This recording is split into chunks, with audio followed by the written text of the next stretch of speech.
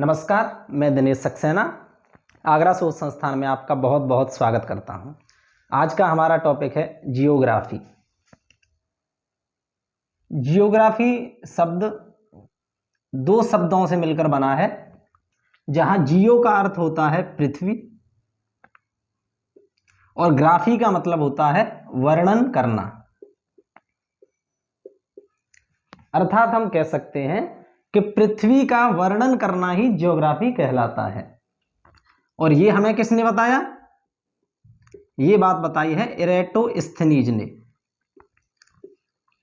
इसका मतलब इरेटोस्थनीज को ही ज्योग्राफी का पिता कहा जाता है।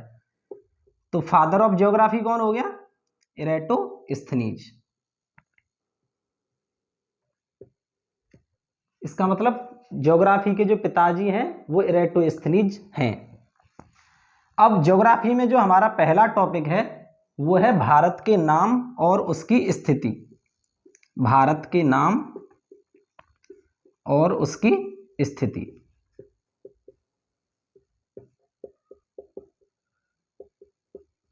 तो सबसे पहले हम पढ़ेंगे भारत के नाम और उसके बाद हम चलेंगे कि ग्लोब पर या भारत की जो स्थिति है वो कहां पर है। तो हम पहले भारत के नामों को पढ़ेंगे, उसके बाद भारत की स्थिति कहां पर है ये वर्णन करेंगे। तो सबसे पहले भारत के नाम।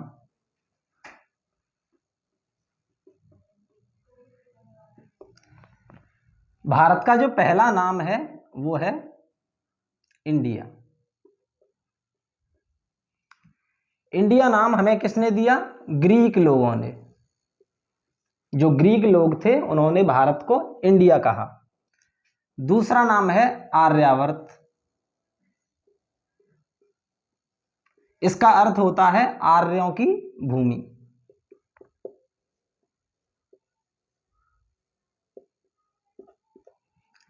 जो तीसरा नाम है वो है हिंदुस्तान। और ये नाम किसने दिया? ईरानियों ने।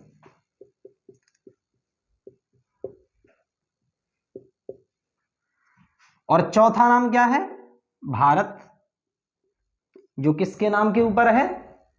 वो है राजा भरत के नाम पर।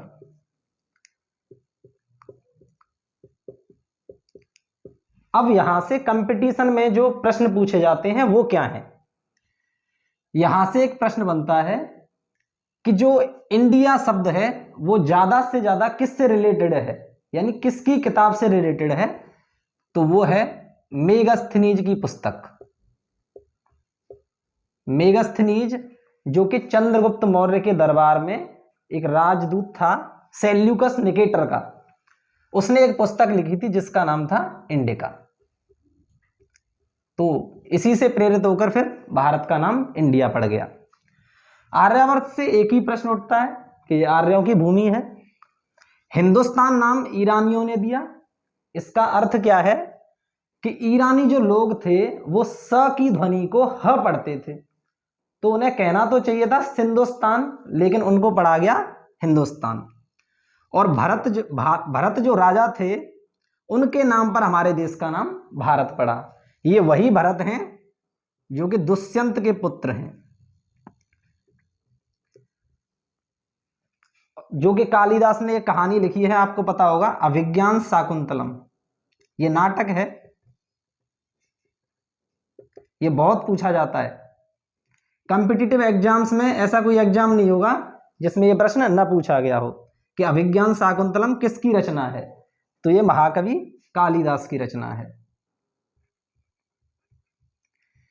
एक नाम और मिलता है भारत का जिसका नाम है जम्बू द्वीप। इस नाम का वर्णन हमारे पुराणों में है। तो ये हो गए हमारे भारत के नाम। अब हम भारत की स्थिति पर चर्चा करेंगे।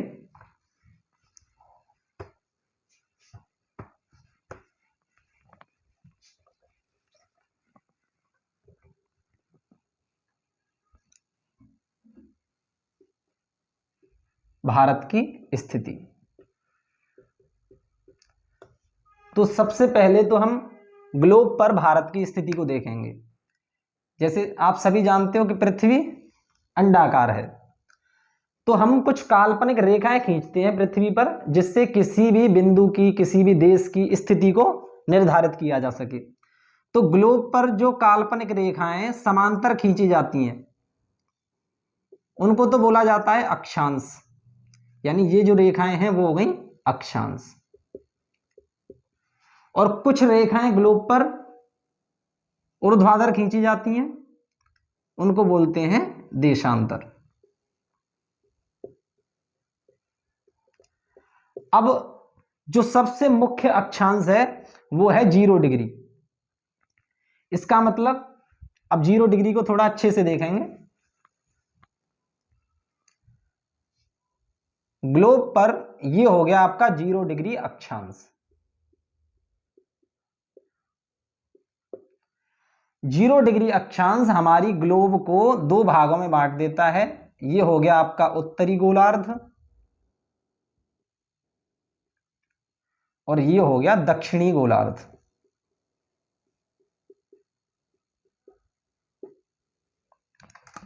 इसी 0 डिग्री अक्षांश को भूमध्य रेखा भी कहते हैं।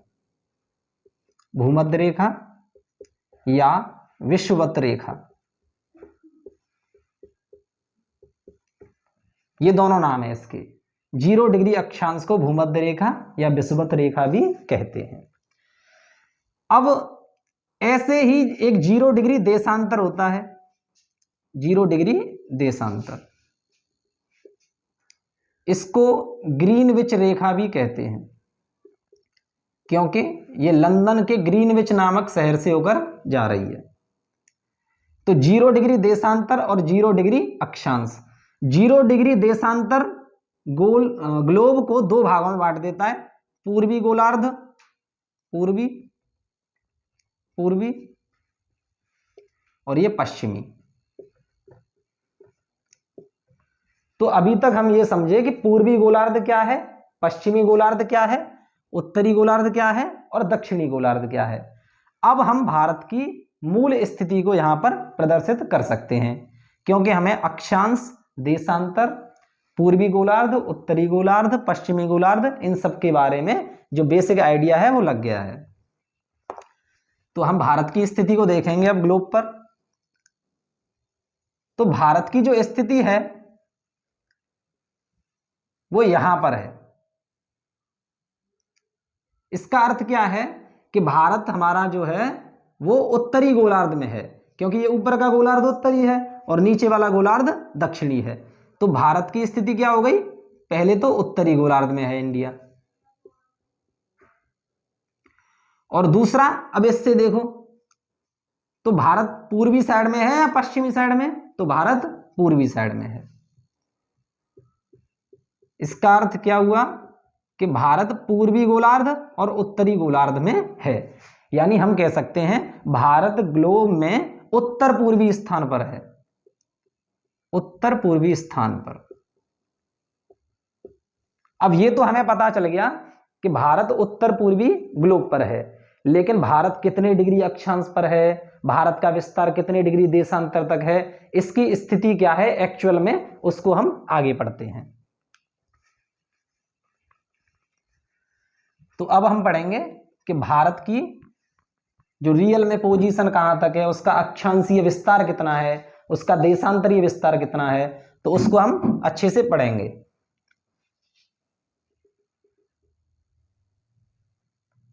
तो एक भारत का मैप तैयार कर लेते हैं पहले। तो ये भारत का मैप हो गया। अब इस पे देखेंगे कि भारत का अक्षांशीय विस्तार क्या है, देशांतरीय विस्तार क्या है, और कौन सा भारत का उत्तर बिंदु है, पूर्वी बिंदु कौन सा है, पश्चिमी कौन सा है, दक्षिणी कौन सा है। तो भारत का विस्तार देखते हैं पहले। तो सबसे पहले देखेंगे हम भारत का अक्षांशीय विस्तार।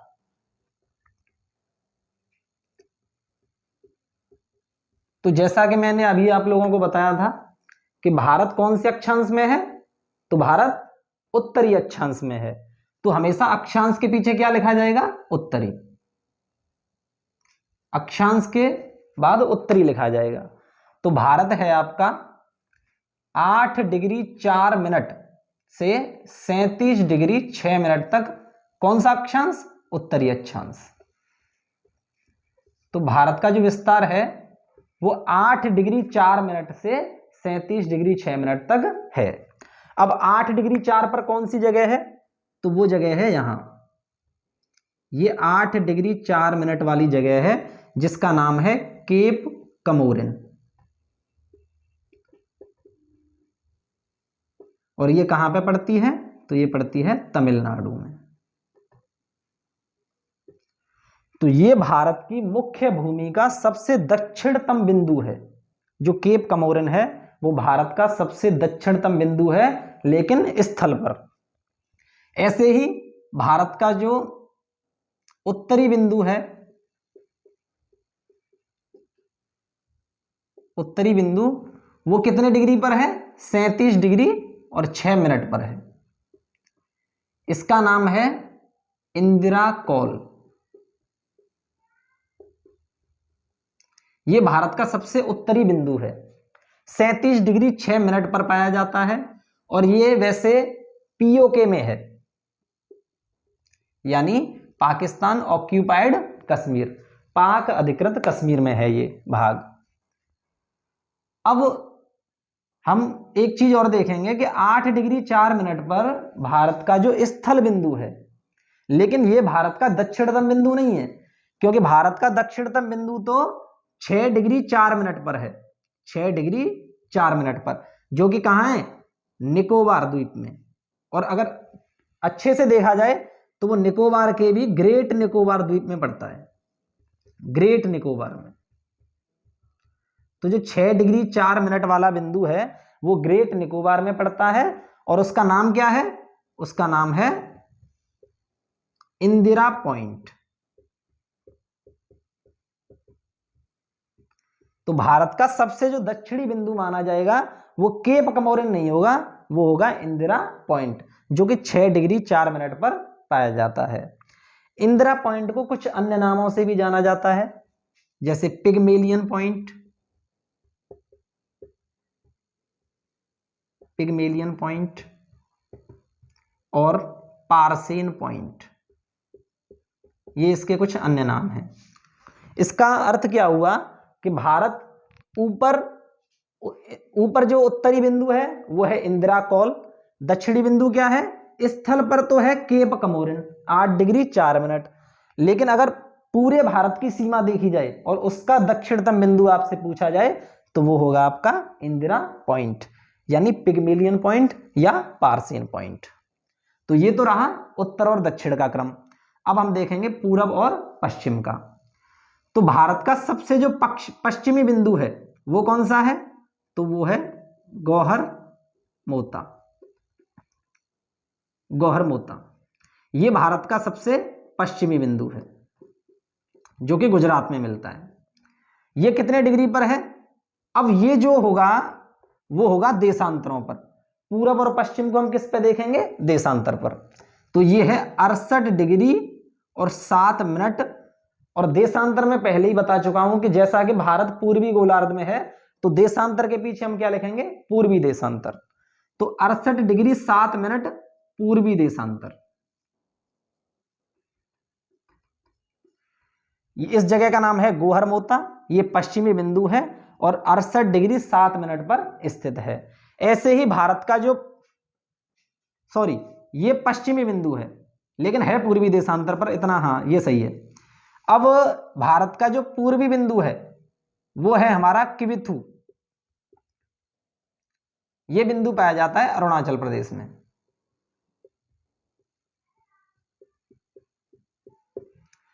इसकी लोकेशन क्या है? तो ये पाया जाता है हमारा 97 डिग्री और 25 मिनट। कौन सा देशांतर? तो पूर्वी देशांतर। तो ये हमारे चारों पॉइंट रहे। भारत का पूर्वी बिंदु कौन सा है? तो हो गया आपका किबिथु, अरुणाचल प्रदेश में पाया जाता है, और इसका जो लोकेशन है वो है 97 डिग्री 25 मिनट। भारत का पश्चिमी बिंदु कौन सा है? तो वो है गौहर मोता, 68 डिग्री 7 मिनट पर यह पाया जाता है, पूर्वी देशांतर। भारत का उत्तरी बिंदु कौन सा है? तो ये हो गया आपका इंद्राकोल जो कि पीओके में पाया जाता है। इसकी लोकेशन है 37 डिग्री 6 मिनट उत्तरी अक्षांश। और भारत का जो स्थल पर दक्षिणी बिंदु है वो 8 degree 4 minute cap Comorin Tamil Nadu में है। लेकिन भारत का सबसे दक्षिणतम बिंदु वो हमारा इंदिरा पॉइंट है जो कि 6 डिग्री 4 मिनट पर पाया जाता है। और वो कहां पर स्थित है? ग्रेट निकोबार में स्थित है। आप कोई भी कॉम्पिटिटिव एग्जाम उठा लेना, उसमें इन बिंदुओं से कहीं ना कहीं प्रश्न पूछा ही जाता है। आगे हम भारत की उत्तर से लेकर दक्षिण तक कितनी लंबाई है इसकी चर्चा करेंगे। तो उत्तरी बिंदु से लेकर दक्षिणी बिंदु तक भारत की जो लंबाई है वो है 3214 किलोमीटर। यानी भारत के उत्तरी बिंदु से लेकर दक्षिणी बिंदु तक की जो लेंथ है वो कितनी है? 3214 किलोमीटर। और भारत के पश्चिमी बिंदु से पूर्वी बिंदु तक की जो लंबाई है वो है 2933 किलोमीटर। भारत की जो आकृति है वो चतुर्भुज जैसी है। कभी कभी भारत की आकृति को पूछ लेते हैं कि भारत की आकृति कौन सी है, तो चतुर्भुज जैसी है। भारत की उत्तर से लेकर दक्षिण तक और पूरब से लेकर पश्चिम तक जो लंबाइयां हैं वो 3214 किलोमीटर और 2933 किलोमीटर हैं। अच्छा, भारत के उत्तरी, दक्षिणी, पूर्वी, पश्चिमी इन सभी बिंदुओं को जोड़ने के लिए एक योजना है जिसका नाम है स्वर्णिम चतुर्भुज योजना।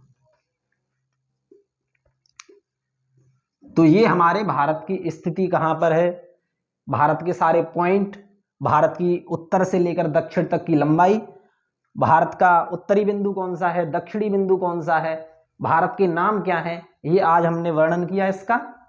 उम्मीद है आपको समझ में आया होगा। नमस्कार।